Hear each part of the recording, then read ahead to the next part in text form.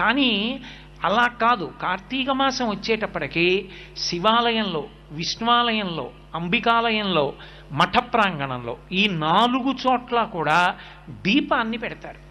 మీకు 12 నెలలు ఉన్నప్పటికీ కూడా 12 నెలలలో ఏ నెలలో పెట్టే దీపానికి కూడా ఆ నెలతో దీపం పేరు లేదు.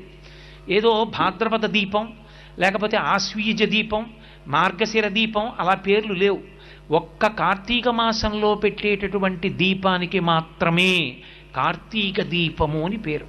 ఏమి ఆ నెలలో పెట్టిన దీపానికి అంత పేరు ఎందుకు రావాలి? ఆ ఒక్క నెలలోనే దీపానికి అంత ప్రాముఖ్యత ఎక్కడుంది? యథార్థానికి పూజలో ప్రారంభంలో ఒక అంగంగా మనం దీపం వెలిగిస్తాం. కానీ కేరళ రాష్ట్రంలో ఇప్పటికీ ఒక అలవాటు ఉంది. దీపం ఒక్కదాన్ని వెలిగించి దాని మీదకి అన్నపూర్ణని ఆవాహన చేసి పూజ చేస్తారు అక్కడ.